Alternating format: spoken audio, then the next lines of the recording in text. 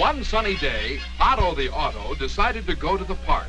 The grass was just beginning to peek out of the ground, and Otto was anxious to see the first signs of spring.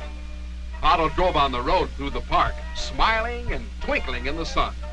Suddenly, something dropped from nowhere and fell right on Otto's head. It was a nut. Otto was very surprised. Then Otto saw a little head peering out from a hole in a tree. It was Squeaky the squirrel.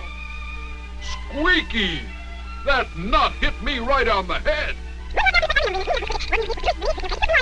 I know you're sorry, Squeaky, but where are all the boys and girls? Usually they're here after school on their way to the playground. You don't know where they are? I'll bet you're lonesome with no one to play with, aren't you? Let's go and find them, Squeaky. So Otto and Squeaky drove up one street and down the other, up another street and down still another. Squeaky, you're so excited. I don't really think the children have disappeared. They must be around here somewhere. We only have one more block to search. They turned the corner, and did Squeaky and Otto get a surprise? There were all the children in the neighborhood, standing on the sidewalk with their bats and balls and roller skates, not playing at all. Otto drove to them, but the boys and girls were so busy talking, they didn't even see him. He honked his horn. Squeaky jumped into the air, chattering so fast Otto couldn't understand a word he said. I'm sorry I frightened you, Squeaky. I promise I'll try to warn you next time. Hi, Otto. Hi, Squeaky. Oh, Squeaky, you're so excited the words are all mixed up. What happened, boys and girls? We waited for you to go to the playground, and when you didn't come along, we hunted for you. Well, Otto, my name is Barbara, and I'm new here. I want all my friends to play here with me, but they say they want to go to the playground.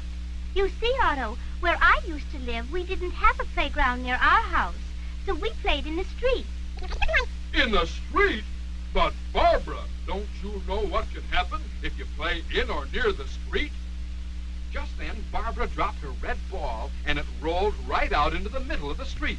Before Otto could say another word, Barbara ran after her ball.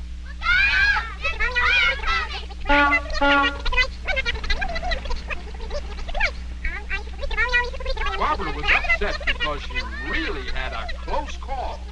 Everyone went to see how she was. Then they all heard Squeaky chattering in his high voice. They looked around, and there was poor Squeaky, shaking from head to tail with his paws over his eyes. Otto's horn had really frightened him this time. Why, poor Squeaky, he's frightened. I'm sorry, Squeaky, but it's better to be scared than to have Barbara hit by a car, isn't it? You won't have to be frightened again, Squeaky. I'll go to the playground to play from now on. And I'm going to write letters to all my old friends and tell them to go to the playground, too. We'll help you. We can each write one letter. Otto was very pleased, and so was Squeaky. Come on, let's go to the playground. Come on, Squeaky. You come and play with us. Now we all want to play in the playground. Now all the boys and girls will play away from traffic.